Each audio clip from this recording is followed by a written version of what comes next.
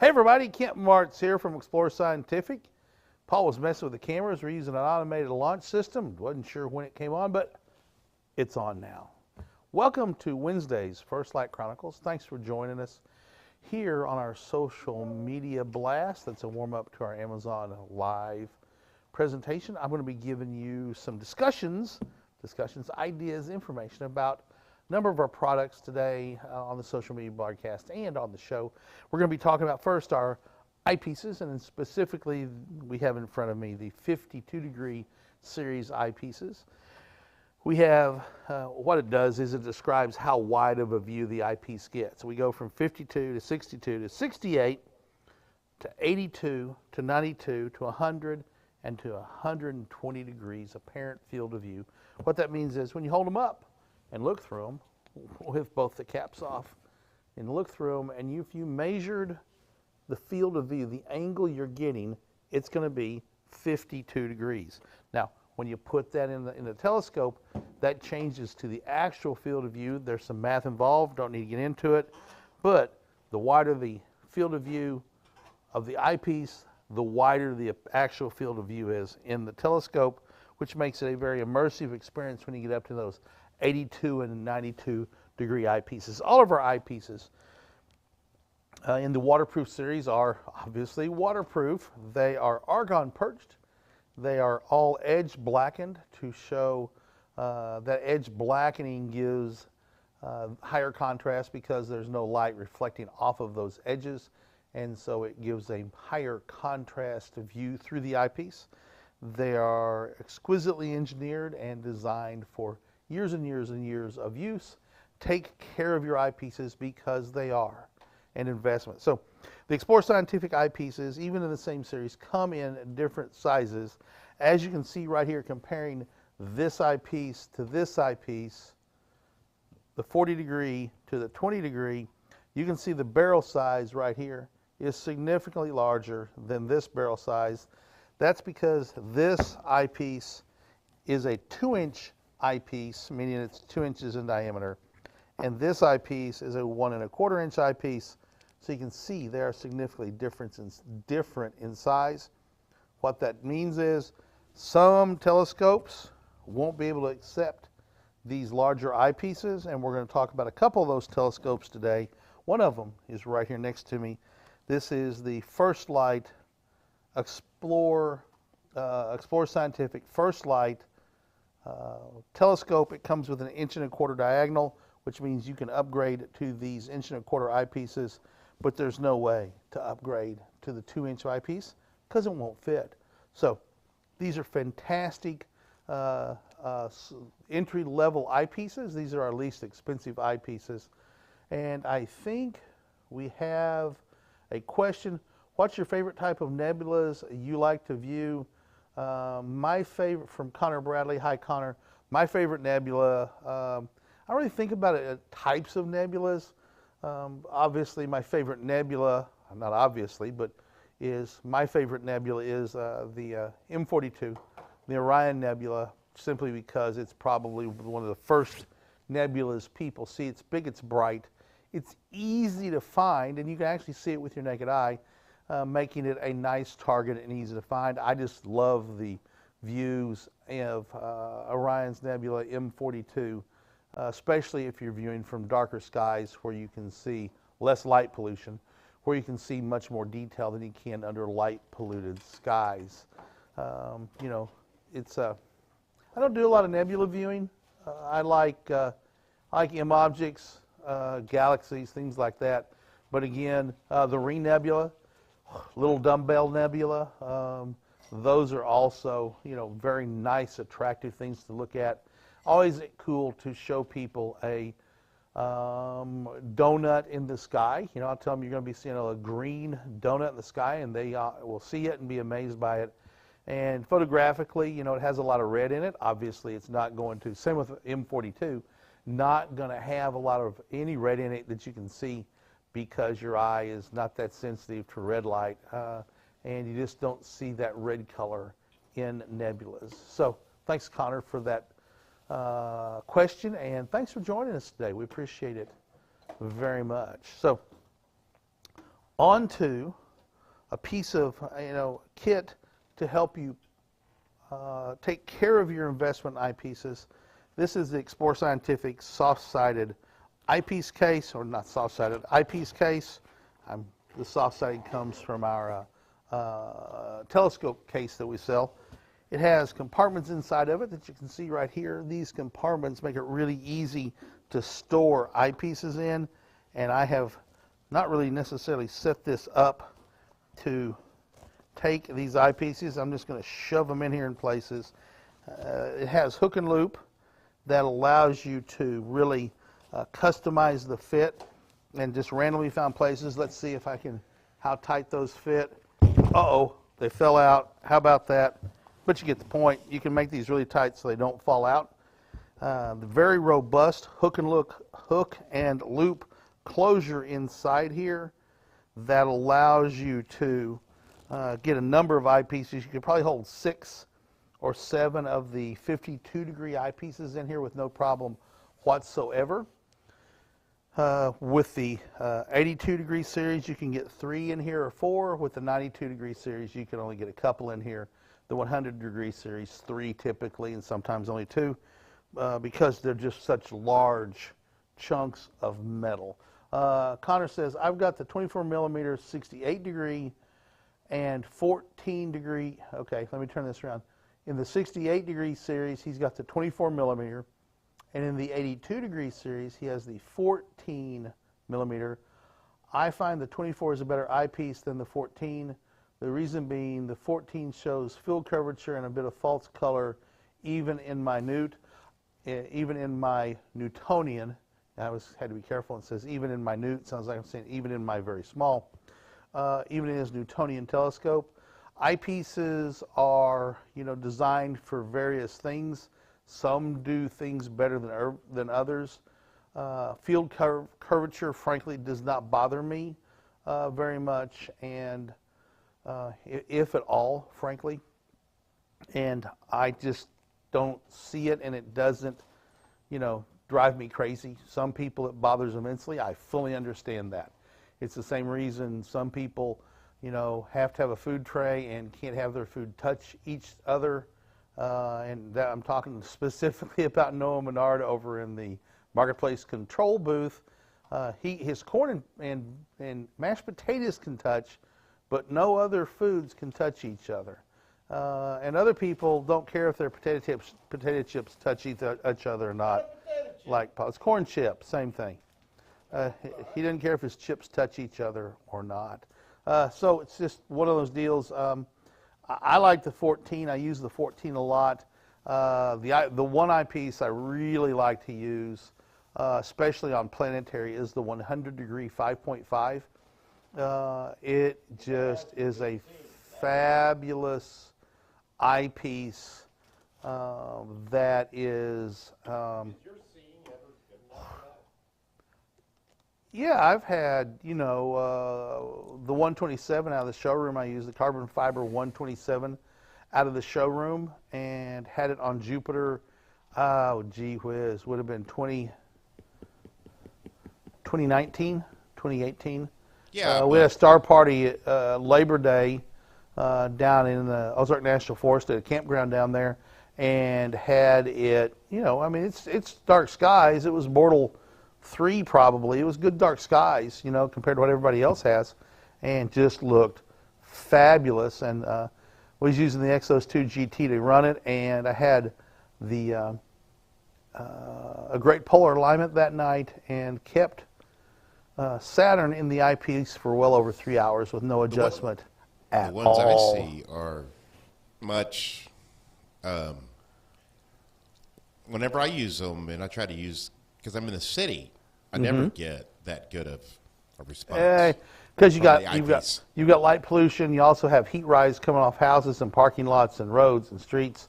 When the sun shines on them all day, you got a lot of turbulent, native, localized, low-level turbulence in the air. That kind of disturbance can cause all sorts of weird effects when you're looking out, as opposed to being out in the national forest where you don't have nearly as much heat radiation coming off of the trees effectively. Connor says the 24 is a brilliant eyepiece very sharp to the edges in all my scopes, especially in my wide field 120 Skywatcher Achromat. Well, glad you're getting great performance and appreciate the observations and the experience you have with that, Connor. So, going to move on real quick. We've talked about the case. This will fit any eyepieces. Don't have to have an Explorer Scientific eyepieces. If you've got an assortment and a cup, no real way to store them, I'm going to suggest this is a fantastic piece of kit that you can have. You can pick it up from our dealers or on the Explorer Scientific website, explorerscientific.com. The Eyepiece carry case. Let's talk a little bit about eyepieces now and how the math works, about how the math generates magnification. Two things control magnification in a telescope. Claudio Rivicchio. Hello, Claudio. Good evening from Italy. Thank you for joining us. We haven't had anybody on Italy that I recall, so you are our first Italian. Thank you very much for spending your evening with us, Claudio. Teach me how to make chicken cacciatore the right way. It would be difficult over the Facebook Live broadcast. And, Claudio might not even know how to make chicken cacciatore, but it's possible. I don't want to stereotype there. So, we have a large Italian community here. Did when I was growing up here.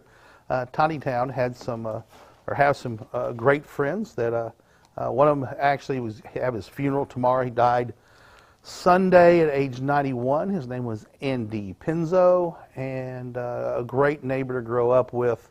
Fine gentleman, learned. We have a really big Italian community here in Northwest Arkansas. There's 12 Italian families moved to Northwest Arkansas to Tiny Town in the 1880s or 1890s, and added greatly to our culture. A couple of really good Italian restaurants out there too. So, Claudio, thank you for doing that. So, go to Andy Penzo's funeral tomorrow.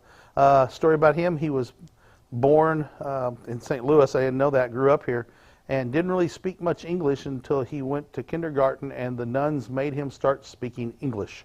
And he taught me some Italian many years ago when I was 13, 14 years old. Don't remember any of it, sadly, today. And he tried to get his kids to speak Italian. I don't believe any of them speak any Italian at all. So, back to discussions. Two things with a telescope and eyepieces determine focal length, determine magnification. One is focal length, meaning how long it is, the distance from the front elements of the telescope to where that curved surfaces bring something to a point. That focal length is the first function of magnification. The second function is the focal length of the eyepiece. That number on there, 40, tells you this is a 40 millimeter eyepiece.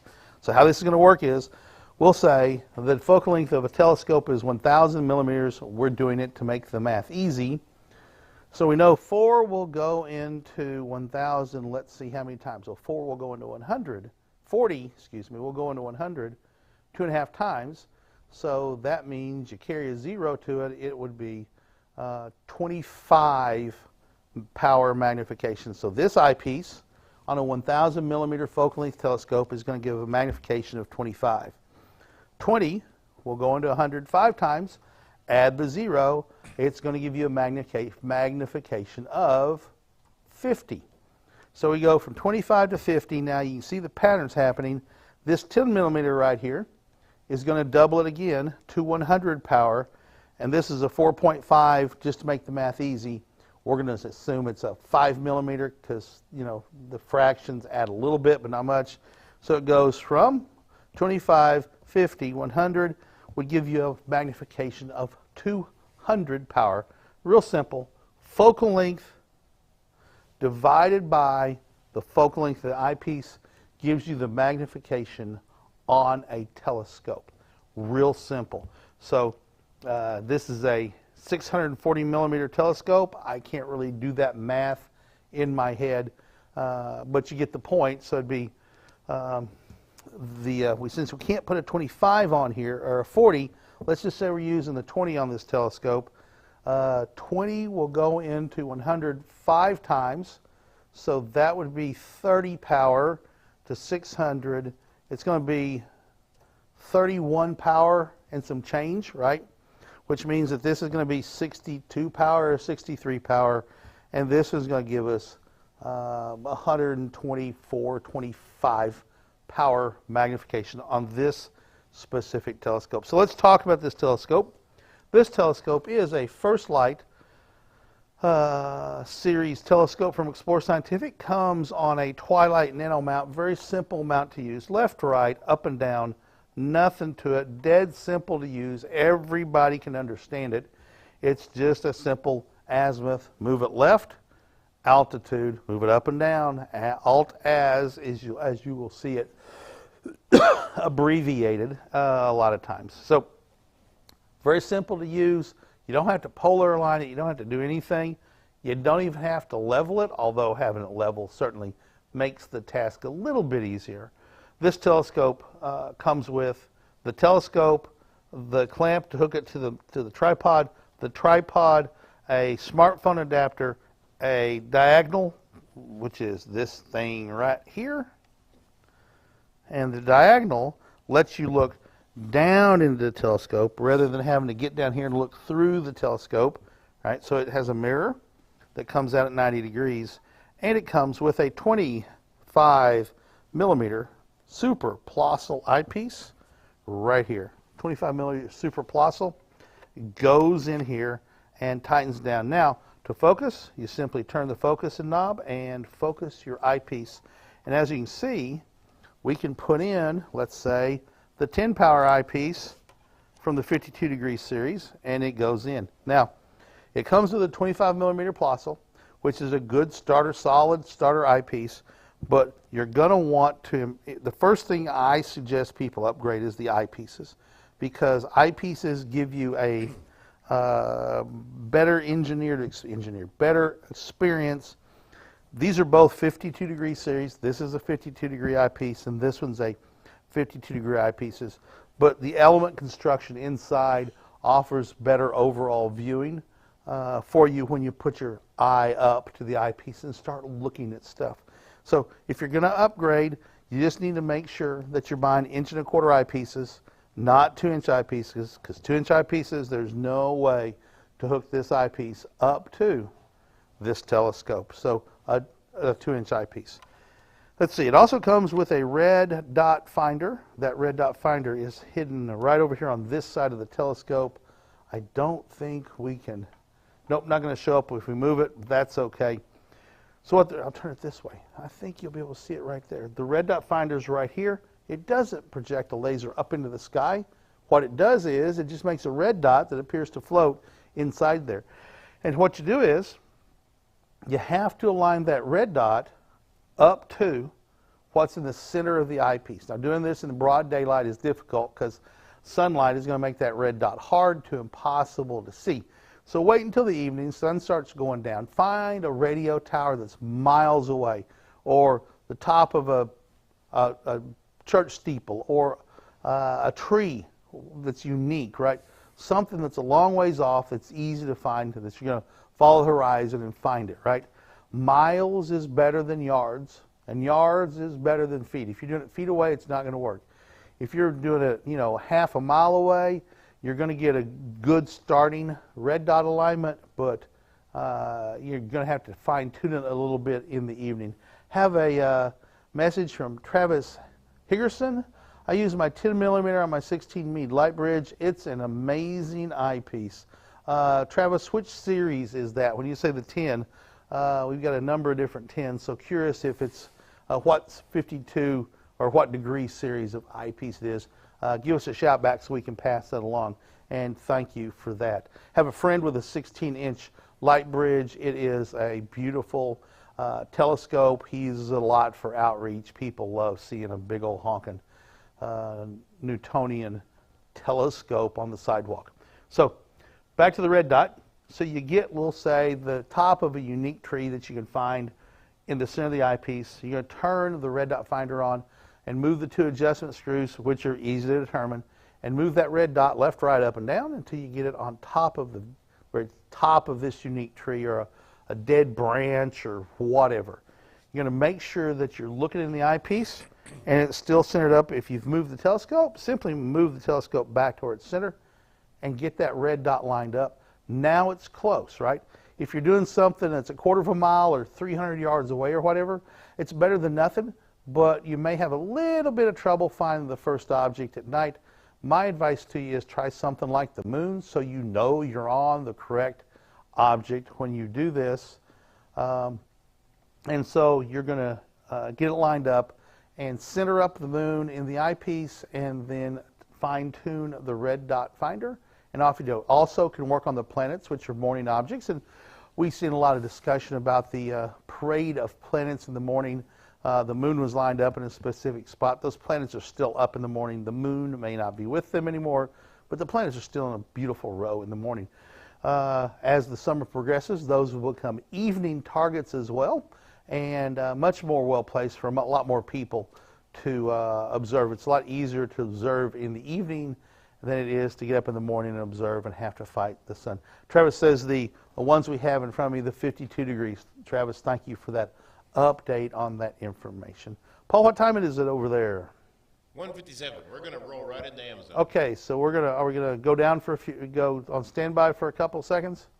Yeah, here in a minute. Okay, so once you've got the red dot on and have fine-tuned it to an object that you know what it is, you could use a bright star like Vega in the evening or something like that, but an obvious bright star that you can't miss and think is something else. Because if you line them up, the telescope's on one thing, red dot's on another, you're not going to be able to find things in the sky. So my advice is use something that you really can't miss, a super bright star, or even something like a planet or the moon to start with to get that red dot aligned. And now you simply look up at something in the sky and say, I want to look at that. And you put the red dot on that spot, and there you go. You look in the telescope, and bingo, you've now got the telescope pointed at the object up in the sky you want to look at. Maybe it's in the fall and you want to look at M42 and see Orion's Nebula. You can do that real simply. So, what we got, Paul? What? So what we're going to do is we're going to roll straight into our Amazon live broadcast. Take a small break of about a minute. Which starts at 2 o'clock Central Time. So we're going to go ahead and take about a minute. You'll see a dead standby screen, and then I'll come back on. It's not going to be dead standby. Well, not a dead, but I'm not going to be here. Well, I'm going to be here, but I'm not going to be on your screen. And off we go. So we'll see you in a few minutes, or in a minute or so. Are we ready to go, Paul, to that?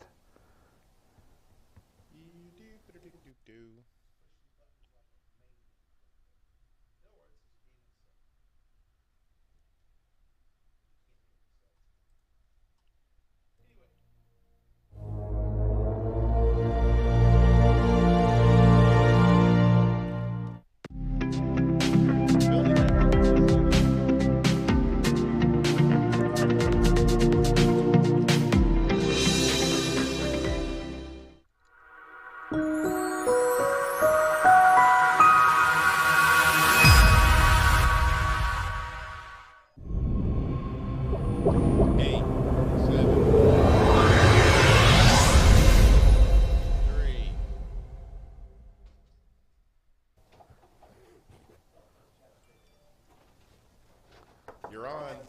Hey, friends. You heard me counting it down. Yeah, but I was trying to get everything, ready to go to start the broadcast again, and was trying to do too many things and didn't have enough time, and so, hey. I told you you'll have about 20 seconds. Welcome to Amazon Live. Thanks for joining us here on the Amazon Live platform.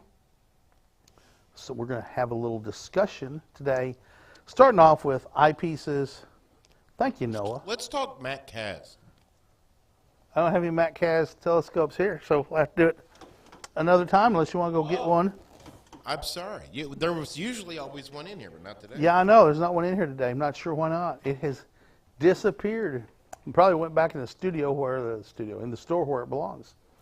So if you're ever in Northwest Arkansas, we do have a showroom here, but I probably shouldn't say that on Amazon Live because Amazon may not like us saying that. So I didn't say that. Shh, don't tell Amazon that. Anyway, we're going to talk about eyepieces today. I have in front of me the 52-degree series of eyepieces, although these eyepieces, our waterproof eyepieces, come in a whole series of eyepieces. 52 degree, 62 degree, 68 degree, 82 degree, 92 degree, 100 degree, and 120 degree eyepieces. What that talks about, that 52 degree or 62 degree, talks about the apparent field of view of the eyepiece. So if you hold it up and look through it and measured the angle that you can see out of it, it's 52 degrees. Real simple, real straightforward, meaning the 120, it has a 120 degree field of view. Now, when you put it in the telescope, it does not have that field of view. There's some other math. It's going to be a much smaller field of view that's measured in minor degrees of a degree, 2 degrees, 3 degrees, but it's not going to be huge like it is when you start out with the apparent field versus the actual field of view. As you can see, these two eyepieces specifically come in two different size barrels. As you can see here, one has a 2-inch barrel, the other has an 1.25-inch barrel. What that means is this eyepiece will not fit on many entry-level beginner telescopes simply because it's too big around. Right? This eyepiece, on the other hand, is an 1.25 inch, which used to be the standard size of basically every eyepiece for years and years, which previous to that it was 0.968 or 985 or something like that, less than 1 inch in diameter. It became a standard to go to the 1.25 inch eyepieces, and now there's a standard of 2-inch eyepieces and 1.25 inch eyepieces. Telescopes that use 2-inch eyepieces can use 1.25 inch eyepieces because there's adapters for them. Do any of these eyepieces have twist-up eye cups from Osmosis 007? Oz, they do not. These are all simple rubberized flip-up eyepieces right there. Very simple. Bam. Get it up a little bit. Maybe you can't see it because of the... There you go. Right there. Down. There you go. Simple rubberized flip-up eyepieces. Cups are on all of our eyepieces.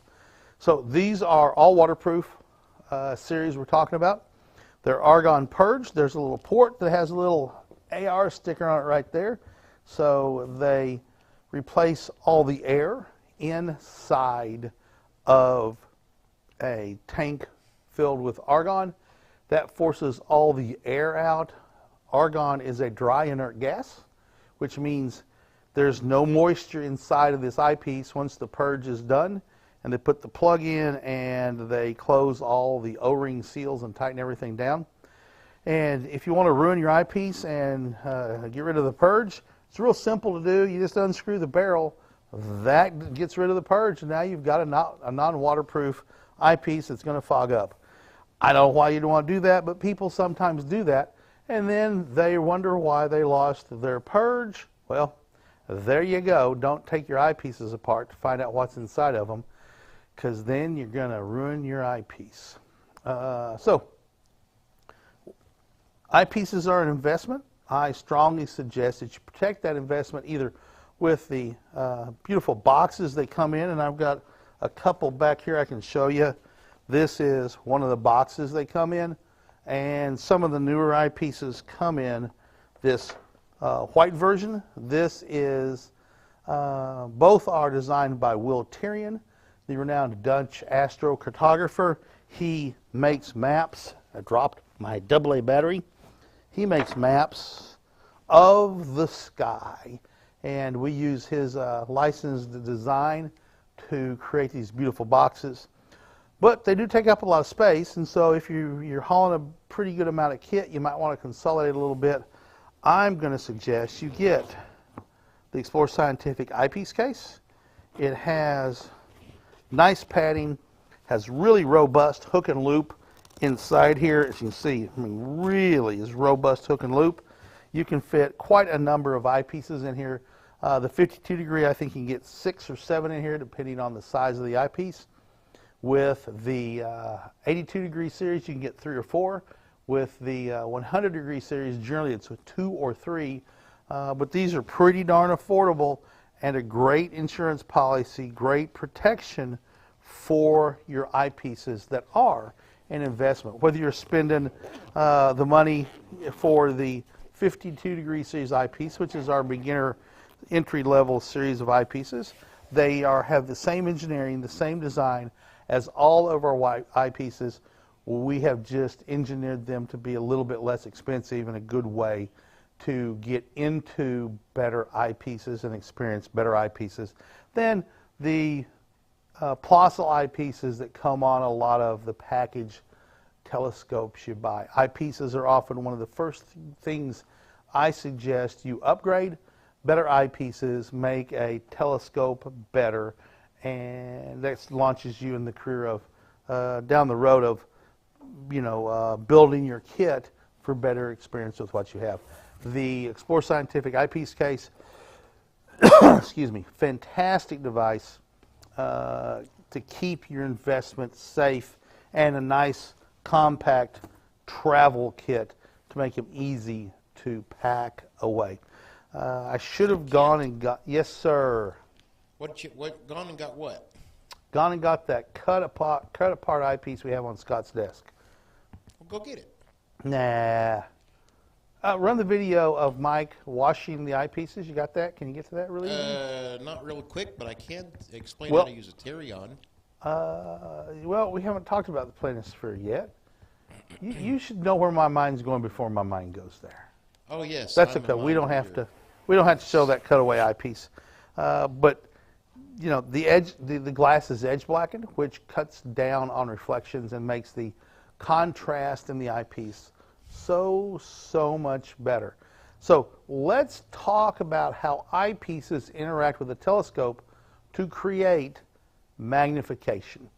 There's 2 functions to magnification. One is the focal length of the telescope. So from the front elements to where the light merges into a focused point of light is the focal length, and it's measured in millimeters. So let's say that the telescope has a focal length of 1,000. That means that if you take the eyepiece, in this case the 40 millimeter eyepiece, which means it has a 40 millimeter focal length, and you divide the focal length by the focal length of the eyepiece, so it'd be 1,000 divided by 40, you're going to come up with the answer of 4 will go into 100 2.5 times, or excuse me, 40 will go into 100 2.5 times, which means carry the 0 over. A 40 millimeter eyepiece on a telescope with 1,000 millimeters of focal length gives you a magnification of 25. Okay? So the 20 millimeter eyepiece, 20 will go into 105 times, carry a 0 over. That means we've gone to 50 power, or 50x. So we went from 25 to 50. Now we're going up to the 10 millimeter eyepiece, and if we went from 25 to 50, from 40 to 20, now we're going to 10, it's going to double again. So you're going to have 25, 50, 100x. And to make the math really easy, let's say this is a 5 millimeter eyepiece. 25, 50, 100, 200 power, or 200 magnification in the same telescope that has a focal length of 1,000. Okay?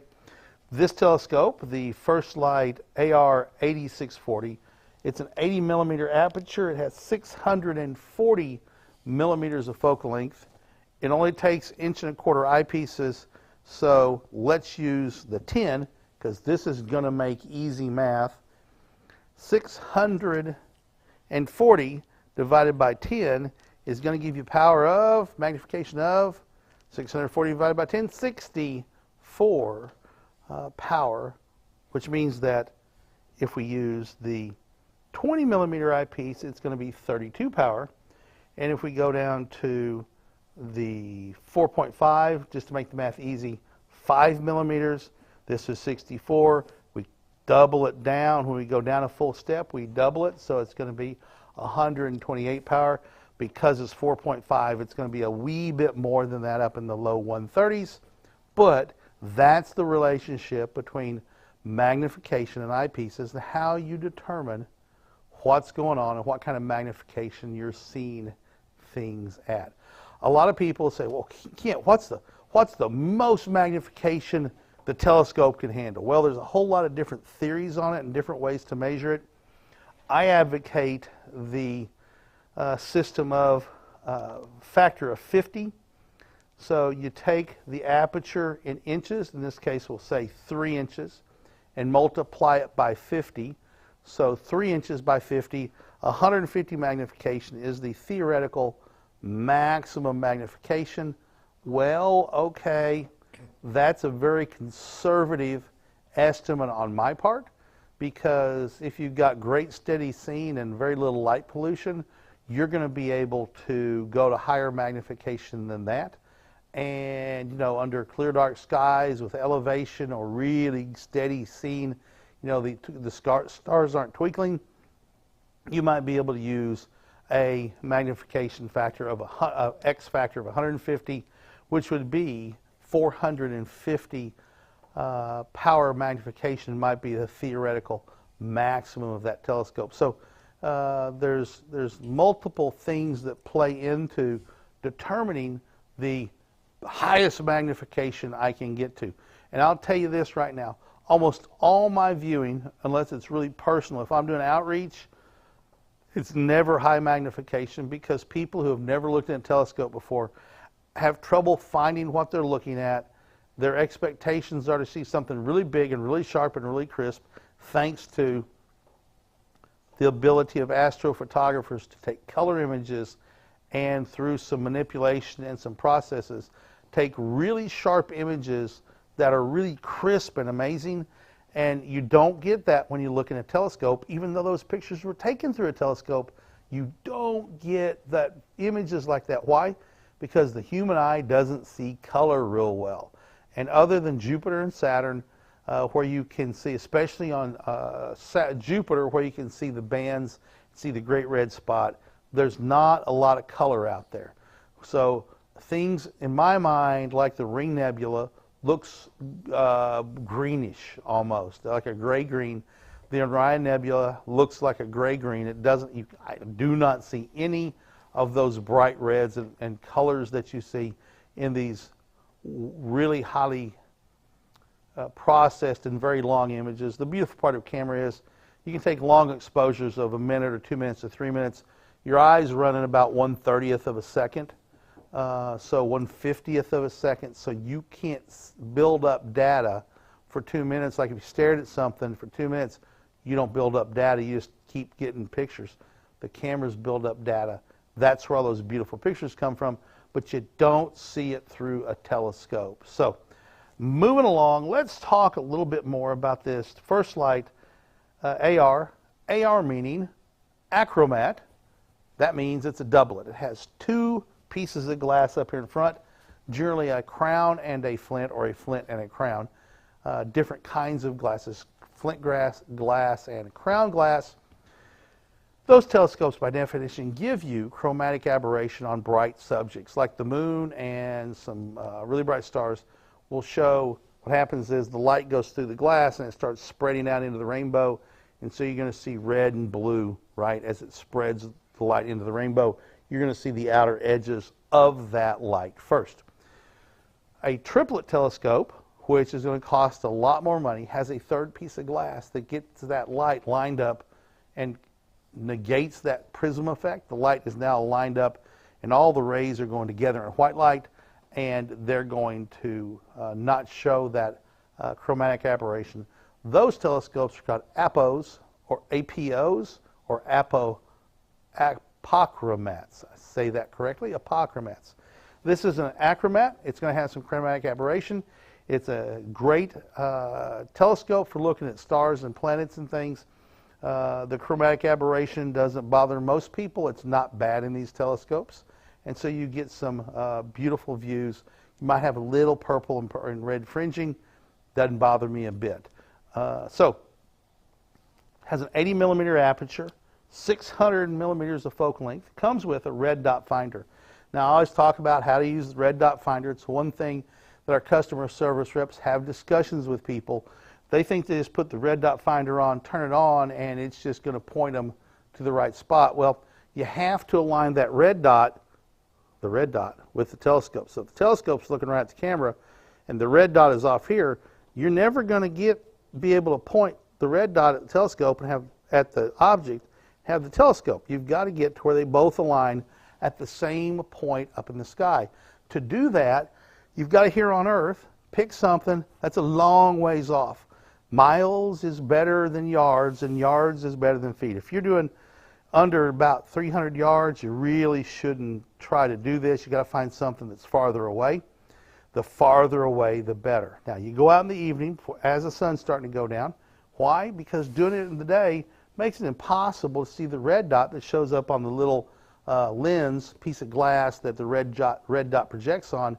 You can't see it. And so you want to wait until it gets a little bit dimmer. You want to pick a radio tower or top of a mountain, a tree branch that's unique, that's a mile or two away, something that you can point the telescope at and get it centered up in the eyepiece. So you get it centered in the eyepiece, and then you carefully adjust the red dot finder to where you move that red dot to where it's on top of the same thing. Look in your telescope, make sure you didn't move your telescope. If you did, no big deal. Move your telescope back, center out the object up again, fine-tune the red dot, keep doing that until they're both pointing at the same object. Now, when the sun goes down and you see the moon or a bright star or a planet, simply point the red dot, move the telescope, put the red dot on top of your target. We'll say it's the new moon, and you can then fine-tune, look in the eyepiece. You might have to move the telescope. In fact, you're probably going to have to move the telescope a little bit to get it centered up. You get it centered up, you move the red dot, you make sure it's centered up, you move the red dot until they're both lined up. Now, when you pick something else to go to, we'll say Vega is looking nice and bright, or you want to look at the Ring Nebula, you can look up Ring Nebula. It is a nebula it looks like a green donut in the sky to me. That's in the constellation Lyra, and you will be able to see a green donut in the sky if you know where to look. Put the telescope on Lyra. If Lyra's centered up, you're really good. So, there's maps out there that show you how to do this. So we do have here on Amazon Live a chat function. We would love to talk to you. Do I have the Amazon Live chat function up here? I don't think I do. So we would love to talk to you here on Amazon Live or through whatever other methods you can come to us through. And here on Amazon Live, if you like what you're seeing, we would love for you to give us a follow. If we've earned your business, we would appreciate it, or earned your, we're doing things that you like. Give us a follow on that, and we would really appreciate it very much. So there we got the Amazon Live chat up. Would love, if you're out there, we would love for you to give us a shout out so we know that you're there and we can give you a shout out back. So the first light, AR 8640 telescope, this configuration comes on what's called the nano mount. It's a very simple tripod. It's an azimuth, right, and altitude. So you'll hear these abbreviated alt-az. The alt part is the altitude up and down, and the azimuth is the simple left-right. Sitting here looking at the screen, it's barely on the screen, so I'm going to move the table over just a little bit where you don't even notice I did it. See, no one even knew. It's like magic. It just floated over here, and look at this. Now it's better in the screen. How's about that? That makes a better shot, doesn't it? Sure enough, does. So there we go. Little sleight of hand. Didn't even notice I did it. This is a great starter telescope. Really simple to use, intuitive. You don't have to learn polar alignment. You can just set it down and start looking at stuff up in the sky. Really easy telescope to get using. It's featured over in the carousel right now.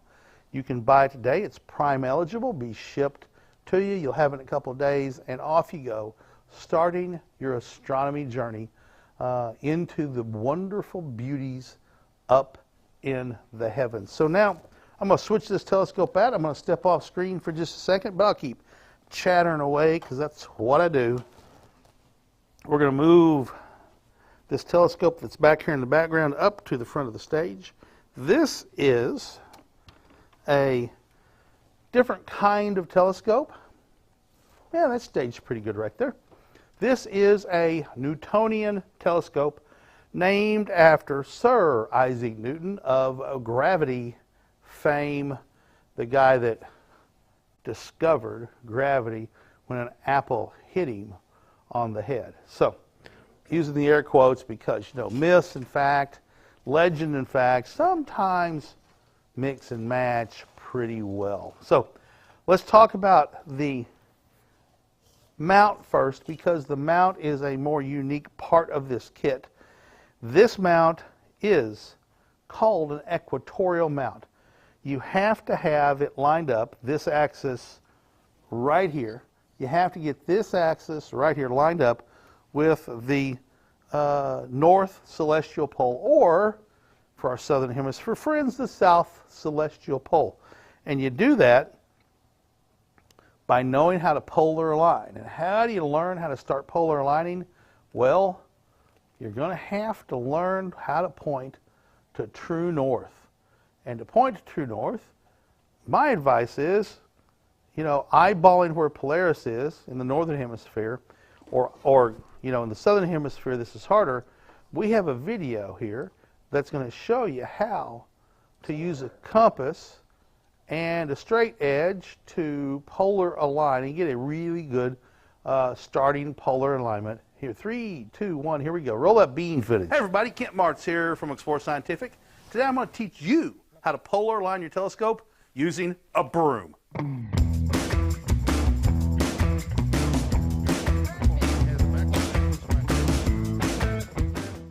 Why do you need to polar align? Well, with a telescope that has an equatorial mount, you have to get that equatorial axis lined up with the rotation of the Earth. And to do that, we're going to start with the tripod. We're going to decide which one of these legs is going to point north, and we're going to set the tripod down so that leg is pointed north. First thing I'm going to do is use a level to make sure my tripod is level. So if it's tipped one side or the other, that's going to cause your polar alignment to not be accurate. So we're going to use a level for that purpose. Then we're going to take a compass, and just to make sure that I've got it pointed north, I'm going to use the compass, line up, and go, yep, that looks like it's pointed north. So here's what I'm going to do now. And this is where the broom comes in. The broom becomes a measurement device, if you will. So I'm going to put the broom on the ground with the tip of it right against the north leg of the tripod. And I'm going to back away, and I'm going to use the compass. I'm going to close one eye, and I'm going to use the compass to make sure that the broom is lined up with north, right? And so I can tell I'm off just a little bit. So I'm going to move the tripod just a little bit, and I'm going to turn the broom, and the broom is what I'm seeing that line with to line up. So closing one eye, now my broom is lined up perfectly to magnetic north. Right here is we're going to talk about something called magnetic declination. The magnetic north is not true north. The difference between true north and magnetic north can be off by as much as 15 or 16 degrees if you live on the east coast or west coast of the United States. Around the world, it varies. And you have to figure out what that is for where you live. Because if you point at magnetic north, you're not going to be pointing at true north. You could be off by 15 degrees. Your go-to will never be accurate. So for this system to work, you have to know what that offset is and be able to program that into your compass. We're going to provide a link to a website and a video that talks about that a whole lot more. Now, we're going to make sure that the tripod is not angled wrong. I'm going to use a small tape measure, and we're simply going to come down here and be careful not to move the broom, and I'm going to measure the distance from the tripod leg to the center of the broom. That is 470 centimeters.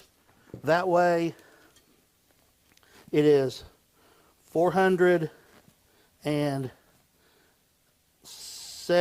a little, I'm going to call that good. Actually, I'm going to move the tripod a couple of millimeters, just like that. So now, we know that we're lined up true north with that leg, and these two legs are the equal distance from right here. So it's not pushed that way or that way. So now that we have the tripod with a good alignment to the north, we have to put the head on the mount. And that's going to entail this. We're going to be very careful when we do this because we don't want to move the tripod. We're going to put it on and simply screw on the polar head just like this. Remembering everything's going to the north. Now if you're in the southern hemisphere, you're going to do the same thing. You can do the exact same in the southern hemisphere. Because it's not polar, it's polar alignment, we just don't use the star Polaris, which we're not using here. This is really good if you can't see Polaris, or if it's daytime and you want to do some solar viewing with a solar safe filter. So the last step of this process is to check the scale of your altitude, right? So we live at 36 degrees north, and I am going to turn the altitude until it gets to 36 degrees north. I'm going to stop, and that's it. With this system, using a broom, a compass, and a tape measure, you can achieve a good, decent starting polar alignment. Personally, I've used this, and I've got an amazingly close polar alignment. There's ways you can use to refine your polar alignment, specifically drift alignment, but it all starts with a good polar alignment. You can do this in the daytime. You can do this in the nighttime if you can't see Polaris. It works all the time. It's a good way to get started learning the process of polar alignment. Isn't that great? I hope you've enjoyed this video. For Explore Scientific, I'm Kent Marts. Get out there and start doing astronomy. And keep looking up.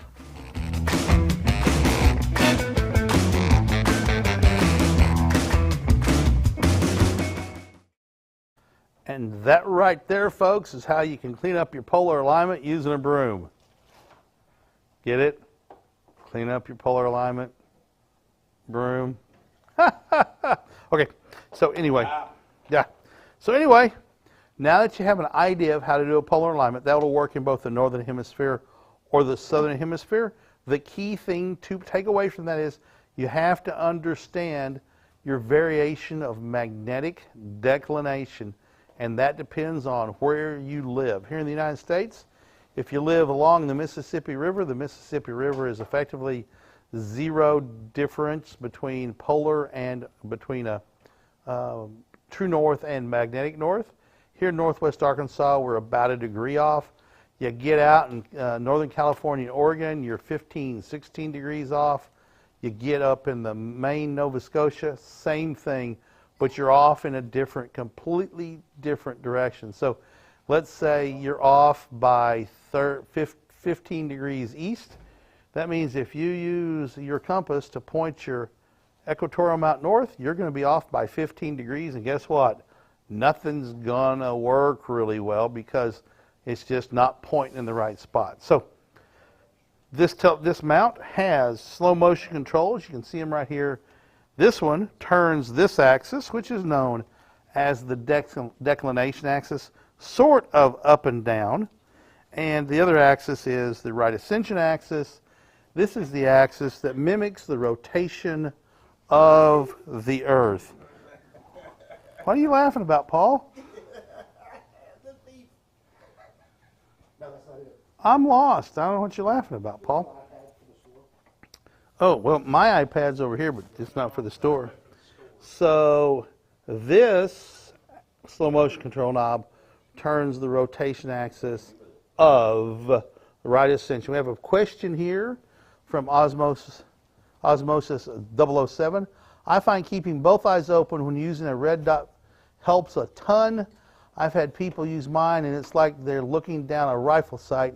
Get back a bit and focus your eyes on your target. Yeah, absolutely, that's a good point. If you have one eye that's strongly dominant, you should use that dominant eye to look through the red dot. You know, you don't get your head right up here on the red dot finder. You get back down here and look through it, and keeping both eyes open gives you a sense of depth of field and where you're pointing in the sky. Because it's zero power, you can use it with both eyes open, and sometimes I'll fine tune, you know, really precisely with my slow motion controls on a red dot, but absolutely keeping both eyes open will make it easier. And be sure to use your dominant eye as the one to look through the red dot finder. Otherwise, you're going to be off one way or the other. How do you figure out which one is your dominant eye? Real straightforward. Look at something and point at it with your right hand. Now close your right eye. Did your finger move off of what you're pointing at? Now close your left eye. Did your finger move?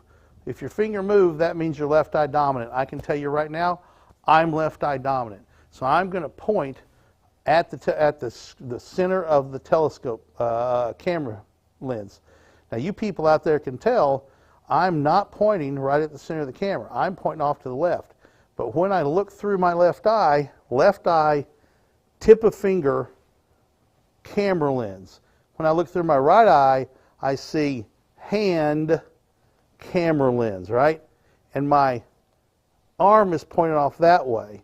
So when I do it with my right eye, right, if I do it with my right eye, now my right eye is right eye, finger, camera. I'm pointing right at the camera now. See the difference? So left eye, I'm not pointing at the camera. Right eye, I'm pointing at the camera. Real simple. That's how you can determine which eye dominant you are. So there you go. If you don't know, you can figure it out real simply. And it's astounding how far off. In close distances, using your dominant eye to point at your finger, you're really not pointing at it. You're pointing off. If you're left eye dominant, you're pointing off to the left. Same thing works. I can use my left arm. Same thing's going to happen. If I point right now, I'm using both eyes, and I think I'm pointing at the camera screen, but I'm really not. I'm pointing over there. Whereas if I use my right eye, I'm pointing way off over there, right? So anyway, cool way to figure out which eye dominant you are. So let's get back to the telescope. We've talked a little bit about the mount. We didn't talk about how to set the altitude. You got to know what your latitude is. And here in northwest Arkansas, we're at 36, and you can see probably if they'll get a zoom back shot, you're going to see there's a scale right here with a little pointer right here. Scale with a pointer. You simply set the pointer at 36 degrees, and it's set really close to the latitude that you're at. Can't see it right there because there's not really good light on it, but right there's where it is. So you set your latitude, you use your compass to get true north, you measure out true north as best you can, and you go on down the road. Let's talk about the telescope just a little bit now. This is a Newtonian telescope. It is a reflector telescope. So I'm going to take the lens cap off here, and it fits on there pretty darn tight. There we go. Let you look down it a little bit. You can see down it now, and you see there's a little triangle of arms right here, little veins. Those veins are holding up this center black spot. On the back side of this center black spot is a flat mirror. Why is it there? I'll tell you why. Turn the telescope sideways real quick. Light comes in the telescope, goes down to the bottom. Down here in the bottom is a curved mirror, right? That curved mirror starts reflecting light. Light comes in, reflects off the curved surface, and starts coming to a point. That point is got a measurement of 500 millimeters on this telescope. This telescope is a 114 millimeter aperture with a 500 millimeter focal length. Well, if it just reflected back, the focal point would be back here. And if you try to put an eyepiece here and put your head in the way, you're blocking light from going in the telescope. Isaac Newton figured out that if you put a little flat mirror in here and reflect the light out the side of the telescope, like you see happening into the focuser, now your head's not in the way. And you can get much longer focal length with a Newtonian telescope than you can a refractor, because the refractor's tubes get massively long. Newton came up with this way to fold the design to make things a little bit easier to use. So you'll look through the eyepiece and you see what the telescope is looking at. Now, one thing to understand about a Newtonian telescope, they're good for astronomical use. If you look through them during the day, it's going to be upside down or off of a weird, funky angle. And some people actually call in to us and say, how do I fix this? And the answer is, you can't. The telescope is good for astronomy. And you say, well, if it's upside down, well, okay, your brain doesn't know it's upside down, right? When you look at a house and it's upside down, it's flipped, mirrored, and it's turned at an angle like this, your brain knows it's upside down. If you see numbers, you know those numbers are at a weird angle and they're backwards or upside down or something, right? Your brain knows, because our eyes and our brain set horizon lines based on things being right side up. When you look at the moon, it may be mirror flipped and right side up, maybe upside down, maybe turned at a funny angle, but your mind does not know that, and your mind accepts it as perfectly natural. Is there a power option for the RA on an EQ3 Nano? First Light just got back into the hobby over Christmas, and a lot has changed since the 90s. Yes, there is. We don't have any. We've got some ordered, but I don't know how long it's going to be before they come.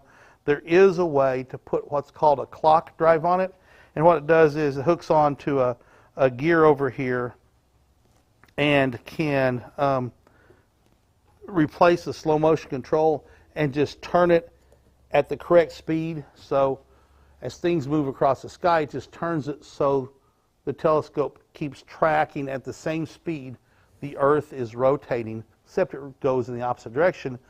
So it keeps pointing at the same thing in the sky all the way across the sky. Absolutely, you can do that. But since the 90s, there's been a whole lot of improvements on telescopes. I'm not sure who that came from. I missed the name. Osmos 007. Since the 90s, there's been a massive change in astronomy tracking techniques. In the 90s, they came out with hand controller go-to systems that were the first really functional and affordable systems that used a hand controller and a database, and you could execute some go-to systems, some go-to with it. In the intervening time, there's astrophotography became much easier with the introduction of digital single lens reflex cameras, DSLRs, and then Santa Barbara Instrument Group introduced CCD cameras, and then CMOS cameras came out, and astrophotography has become much more simple. When we started doing astrophotography back in the 80s and 90s, every gear system has periodic error, and systems came out where you could train your computer hand controller to execute what was called PEC, periodic error control, PEC, and that became a massive upgrade, because the periodic error makes it go fast or go slow and then catch back up, caused all sorts of problems in your exposures. So there was a big push to get rid of that periodic error. Then guide scopes came out. People used little telescopes with a little camera in it to lock onto a star and start guiding through what was an ST4 port, or is still an ST4 port. That is one way of doing it. However, that technique has changed, and we might as well go ahead and switch over to, and I'm going to step off camera again here just a second and flip at a mount. And actually, Osmos 007, you gave me a great segue into something I was going to talk about anyway, so I appreciate your ability to do that. You didn't know it, but by golly, you helped me segue into this. So this is the Exos 100, IEXOS 100, I for intelligent. It's a go-to mount. Doesn't use a hand controller. We have it hooked up with a battery pack here that we sell. You can put a small telescope on it, an ED80 or something like that. I'm going to step off over here, and just so you can see what's going on, I'm going to grab this First Light 80mm telescope, and this is good for both astrophotography and visual. So for astrophotography, we say you can put up to 9 pounds of telescope and camera gear on it with no trouble. If you get that much, you're going to have a third counterweight, which we sell, although we're sold out of them right now because they're good sellers. So I've got it set up now, and this mount does not offer periodic error control, PET control. Hang on. Hello from Denver, from Theron Hampton. Hello back from Springdale, Arkansas. Thank you for joining us, Theron. And if you're on Amazon Live, we'd love for you to click on the follow button so you get notified when we come on every day at 2 o'clock with our great I've been debating that or the Exos 2 GT. So to be clear, and this is a little bit of confusion, there's an Exos 2 GT out there that is that 1994-ish technology we're talking about with a wired hand controller and things like that. Or there's an Exos 2 GT with PMC8. So it's the same mount and same internal bearings and things, but the motors are completely different. And I'm going to talk about the motors here, but those motors apply exactly the same way on the Exos 2 GT with PMC8. PMC8 is the name of the overall system. PMC, Precision Motion Control 8 processors. So there's 8 processors built into this system to handle very specific functions.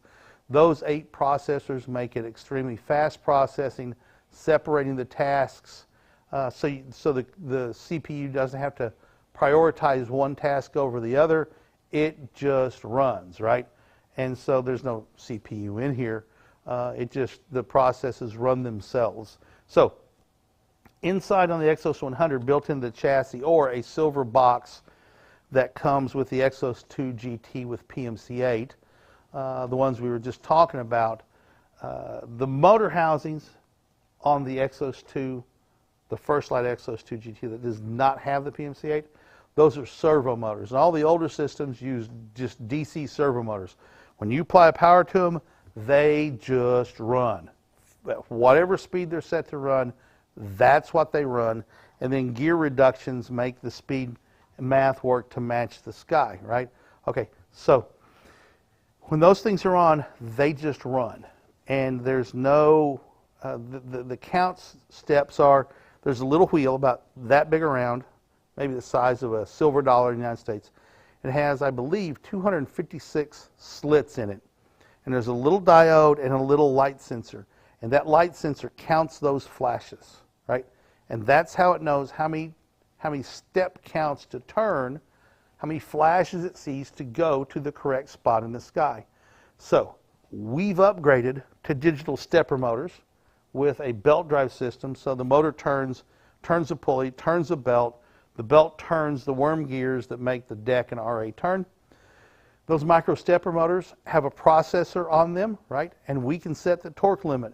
So if the torque limit is exceeded, maybe it runs into something, it'll start making a chattering sound. Well, it will lose its micro step counts. It'll not know where it's pointing anymore, but it won't hurt anything. It will simply sit there, make that chattering sound until you turn it off.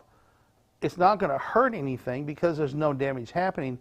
That the circuit in there is going, torque's been exceeded, turn the magnet off, and then turn it back on and try again. So it's the sound of the magnet coming on, going off, coming on, going off, coming on, going off, trying to push, not push, trying to push.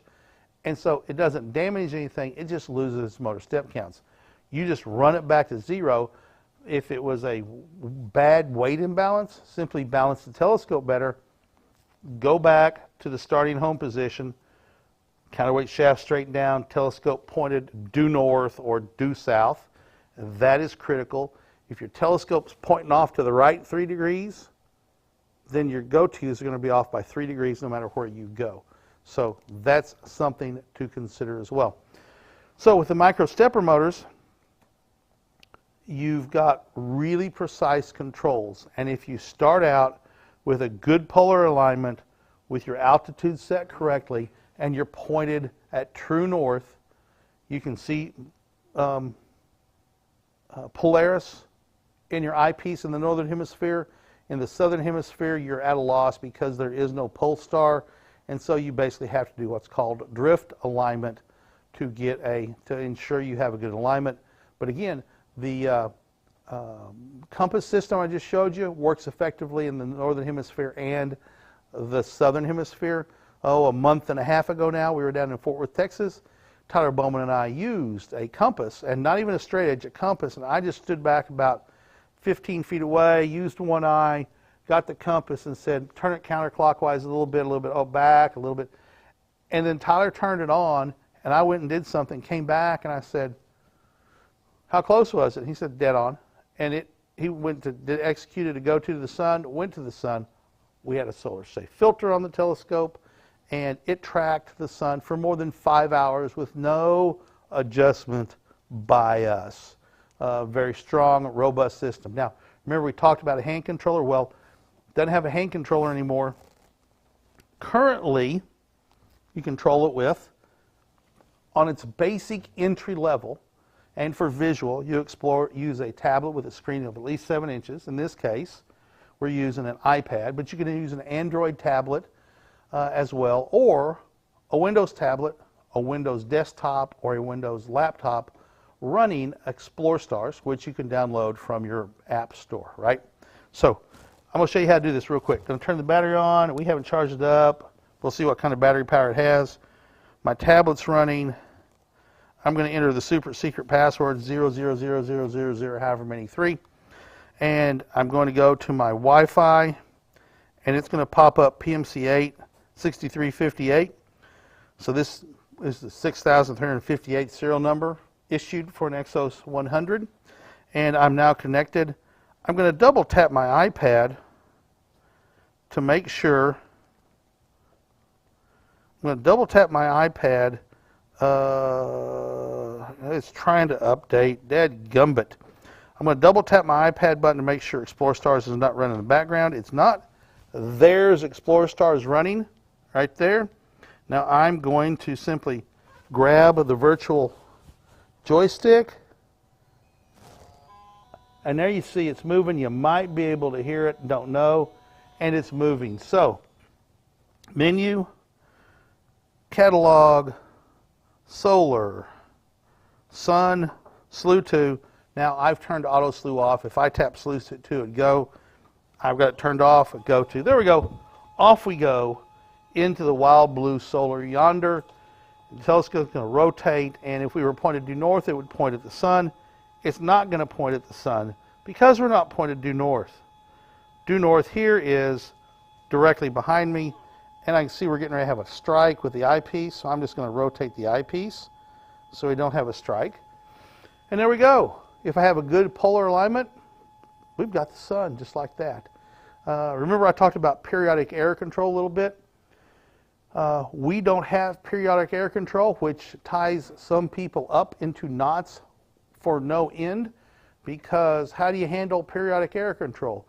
Well, if you're doing astrophotography, you're probably today using a guide camera, which didn't exist when periodic error control techniques were developed. The guide camera handles it with no trouble. And our advice is, if you're going to be doing astrophotography, you don't use Explore Stars. You can start with it, but you're going to upgrade real quick.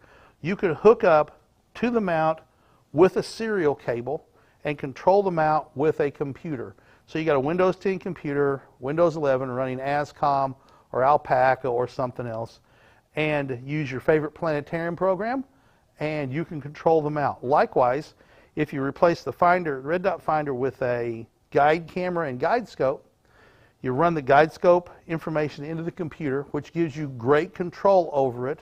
You can set all sorts of different settings now, and then pump that into the computer so you can use the planetarium program, say find this, you get it centered up, you take a test shot, yes it's on, you know where you want, you tell the guide camera, click, find a guide star, and track it.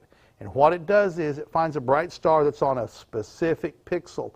And as the tracking moves, if it starts having periodic error, it simply tells the mount, move this way to get that star back on this pixel.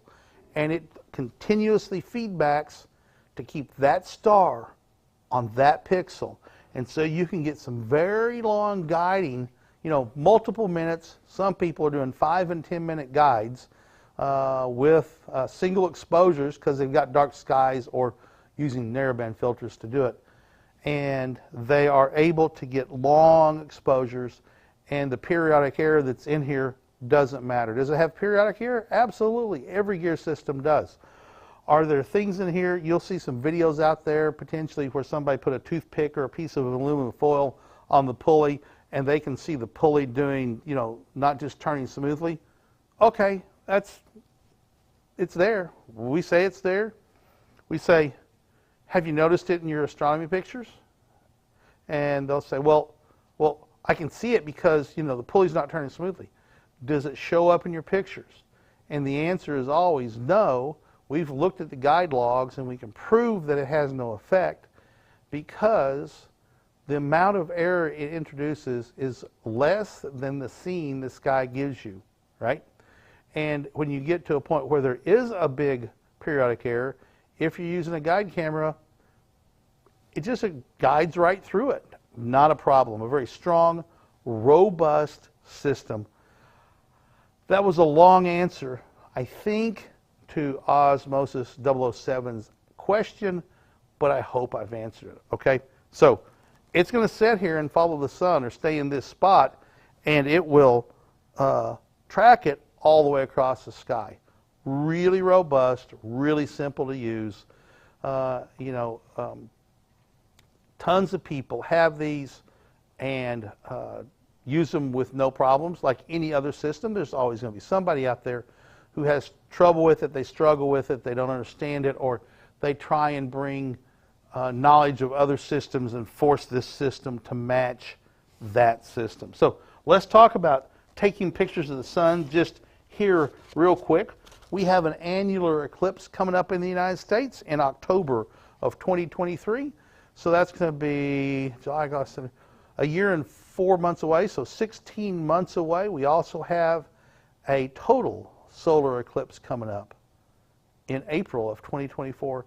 Now is the time to start figuring out how to do astrophotography and get your game down. So when the annular eclipse comes, you can take some pictures that are going to make yourself happy and proud. And then when the total eclipse comes, you're ready for that as well. To get you started, we offer the Suncatcher large aperture solar filter. This one is designed for telescopes with apertures of 7 to 12 inches, but it works exactly the same. They look exactly the same.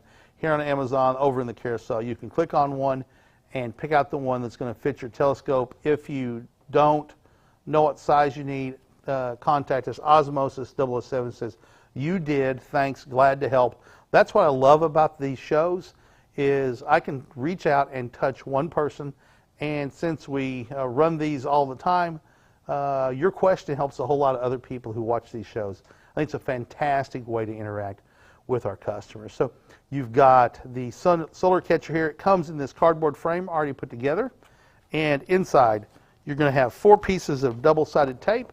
You're going to pull off one side, stick them on opposite corners, right? And then you're going to take these hard open cell foam pieces, stick them to the tape just like that. As you can see, this one's been cut, and you can see how it would make a circle. This one, and you want to make sure this cut is not too loose because you want this on your telescope tight. You don't want unfiltered sun. You don't want this blowing off while you're down here looking at the telescope at the sun, because suddenly your eyeball is going to just your retina will get etched immediately. No time to, even if you immediately look away, you're still going to have a permanent scar on your retina. So you want to make sure this fits on there really, really tight. And where does it go? It always, folks, always goes right here. This big reflective mylar surface with some color coatings in here reflects away all the sunlight, almost all the sunlight, making it safe for solar viewing. These come in different sizes. If you don't know what size you need, real simple, go to the Explorer Scientific store here on Amazon, click Contact Seller. Noah over there across the studio will get it. He'll ask you what size is your dew shield, and in inches, across and diameter, millimeters, doesn't matter, and we will then figure out which one you need to buy and make the recommendation to you so you can start right now doing solar viewing with the telescope you have or the one you're getting ready to buy right here today on Amazon Live. So a little bit about solar photography. You got to start out and you begin experimenting with what works with your camera and your telescope, and you just go. So great fun. All right, we've been here for going on an hour, and I think we've reached close to the end of our time limit. Want to talk about what else? Oh, I know what else. The whole reason I got a battery red light flashlight. If you're out and about and you like to do astronomy and you've got paper charts you want to look at, you want to get a red light flashlight, because the red light flashlight preserves your night vision. And if you're in a dark sky, even if you're in an urban area, if you're in a good little dark area, it is going to be a good tool. Here we go. It's a red light flashlight. It has two settings, on, off, and it has a flashing function as well. I'm not going to show it to you. From Osmosis 007. I've also heard that you need to cover your finder scope if you have one for solar viewing 100%. You don't even need your finder scope. Take it off your telescope. If you don't want to, tape something over the end, a cup, a piece of cardboard, something, because you just don't need it, right? If you have a go-to system that's got good polar alignment, not a problem. Now, one thing I will do is I'll put my lens cap on here if I want to make sure I'm aligned. I'll put my lens cap on here, not the solar filter, and I will then use, like this piece right here, I can move the telescope left, right, up, and down, and I want to get this shadow so it's a perfectly small, sharp, crisp shadow, and then I probably have it polar aligned. Another way you can do it is remove your diagonal, right? Get a piece of white paper, remove your lens cap. It's not going to hurt your telescope for short term. Long term it can. Short term, 20, 30 seconds, not a big deal. You can then hold that piece of paper down away from your telescope and move the telescope until you see the white light circle of the sun center up. So you'll see the diameter of the telescope, right, which serves as a field stop. And then you'll see the sun off over here where you move it to the center, put your lens cap back on, right, make sure your tracking's good, pop your lens cap off, put your solar filter on, put your diagonal in, put your eyepiece in, focus, and off you go. Same system could work for your camera as well. So red light flashlight, small, compact, lasts for hours and hours and hours and hours, days, weeks, if you don't leave it on. Comes with a neck lanyard and a pocket clip if you want to keep it in your pocket. I keep mine around my neck when I'm out viewing because I have it right there. I can turn it on and look at my chart. I don't like to use smartphones when I'm doing astrophotography because I actually will, but I will turn the screen red using the accessibility features. I'll turn the screen completely red and turn the brightness way down. But I still don't use planetarium programs. I'll use paper charts, planispheres, things like that. So we've got a show to get ready for at 4 o'clock. So we're going to go ahead and sign off now. I appreciate everybody. If you're on Amazon Live watching and haven't done so, we would appreciate it if you like what you're seeing. We've earned your business being earns your time, shall we say, because you do bless us with your time when you watch our shows, and we appreciate that very, very, very much. Thank you for that. Click that follow button. That helps us in the Amazon algorithm to get more and more people. Follows, the more people that watch, the more people they let see it. So we appreciate that very much. So on behalf of everybody here at Explore Scientific in Northwest Arkansas, where, by the way, it was, June 28th today, 29th, the low temperature this morning was 57 degrees, spectacular for June, and I think we're going to get punished for that in July. That's my guess. And here in the control room, punching all the buttons, making all the cameras work, and running the computer decks and figuring out new ways to do things that will give our broadcast out there 24 hours a day, 7 days a week out on a Explore Scientific live channel. That would be Paul Newton. He's the, I don't know if you've heard him yet on this broadcast. Earlier did. He's the disembodied voice. It's just a voice. Actually, He's just computer generated. He doesn't exist, really. And there goes Noah Menard. Noah's going to walk over. He's close. There he goes through the screen real quick. That was Noah Menard. I've nicknamed him Marketplace Menard because he's the one that keeps the Amazon and other marketplaces up and humming, and he's always excited to see products getting sold through those platforms.